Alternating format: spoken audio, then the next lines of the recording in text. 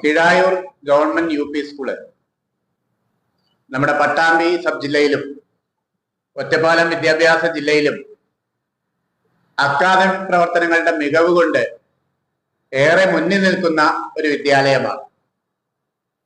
ആ വിദ്യാലയത്തിന്റെ ചരിത്രം നിങ്ങൾക്ക് എല്ലാവർക്കും അറിയാം.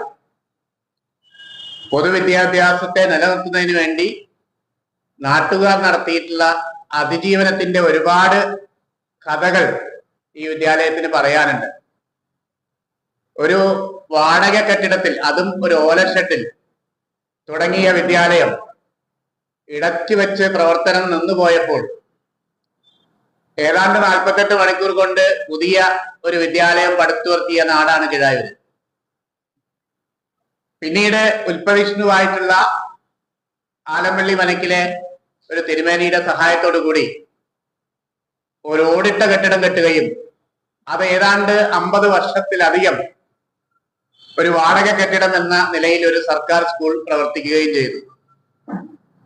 പിന്നീട് ആ സ്കൂൾ നിലച്ചു പോകുമെന്നുള്ളൊരു ഘട്ടം വന്നപ്പോൾ ആ വിദ്യാലയത്തിലെ അക്ഷരത്തിരി തെളിച്ചം കൊണ്ട് കണ്ണു തെളിഞ്ഞ ഞങ്ങളെ പോലെയുള്ള ഒരുപാട് ആളുകൾ ഒത്തുചേർന്ന് 1990കളിൽ ഒരു വലിയ പരിശ്രമം നടത്തിയതിനെ തുടർന്നാണ് ആ വിദ്യാലയത്തിന് 1 ഏക്കർ 20 സെന്റ് സ്ഥലം നാട്ടുകാർ വില കൊടുത്തു മേടിച്ച് ഗവർണറുടെ പേരിൽ രജിസ്റ്റർ ചെയ്ത് അവിടെ സർക്കാർ സംവിധാനങ്ങൾ ഉപയോഗിച്ച് വന്ന കെട്ടിടങ്ങളാണ് ഇന്ന് കിഴായൂർ സ്കൂളിനുള്ളത്.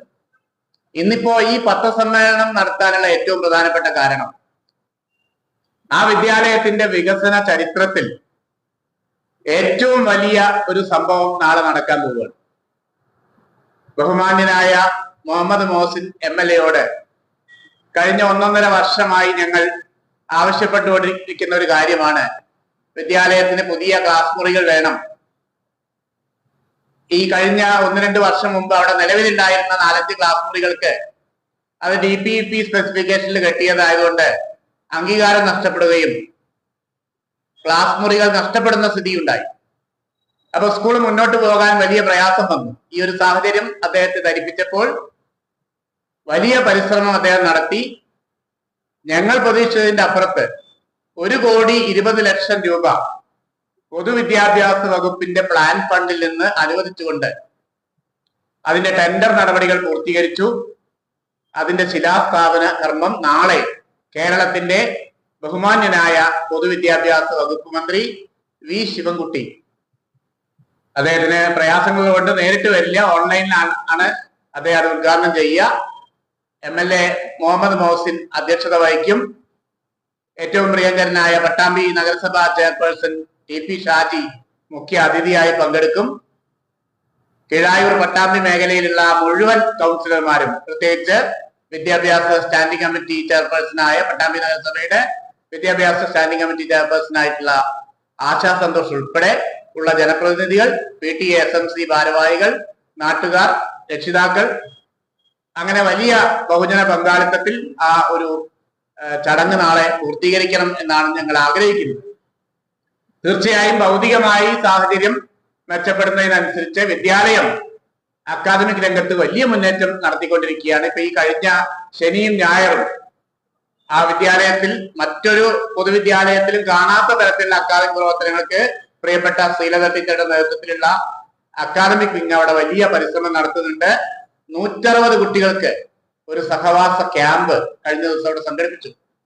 നാടക കളരി, അതുപോലെ തന്നെ കുട്ടികൾക്ക് ഉള്ള പ്രകൃതി നടത്തം, കവി P രാമൻ, ശാസ്ത്രശർമ്മൻ, ഇങ്ങനെയുള്ള ആളുകളുടെ പങ്കാളിത്തത്തോട് കൂടിയിട്ട് കിഴായൂരിന്റെ ഏറ്റവും ഉയരമുള്ള ഒരു പ്രദേശത്ത് എന്ന് അവരുമായിട്ട് കിഴായൂരിന്റെ പഴയ സംസ്കൃതിയും ചരിത്രമൊക്കെ പരസ്പരം പങ്കുവെക്കുന്ന വളരെ കൃത്യമായ ഒരു ചടങ്ങ് അവിടെ നടന്നു.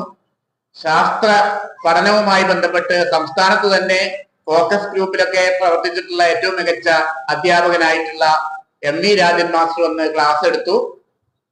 അതുപോലെ കുട്ടികൾക്ക് കായിക അഭ്യാസവുമായി ബന്ധപ്പെട്ട നിരവധി പരിശീലനങ്ങൾ കിട്ടി.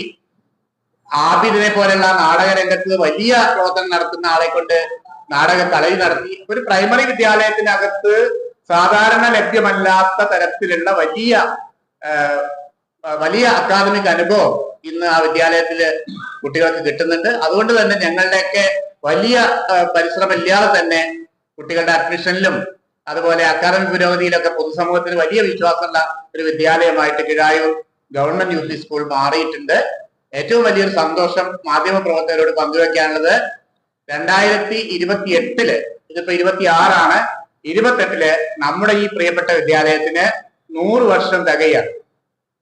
ഞങ്ങൾ ഒരു കൊല്ലം മുമ്പ് അതുമായി ബന്ധപ്പെട്ട് വലിയ പ്രവർത്തനം ആ വിദ്യാലയത്തിൽ ഇന്നോളം പ്രവർത്തിച്ചിട്ടുള്ള മുഴുവൻ അധ്യാപകരെയും എന്നെയൊക്കെ 7ാം ക്ലാസ് പഠിപ്പിച്ച അധ്യാപകരെ ഉൾപ്പെടെ അത്രയും പ്രായം ചെന്ന അധ്യാപകരെ ഉൾപ്പെടെ കേരളത്തിന്റെ വിവിധ ഭാഗങ്ങളിൽ നിന്ന് ഇവിടെ എത്തിച്ച് വലിയൊരു ആചാര്യരെ സംഘടിപ്പിച്ചുകൊണ്ടുള്ള ഒരു സംഗമം നടത്തി.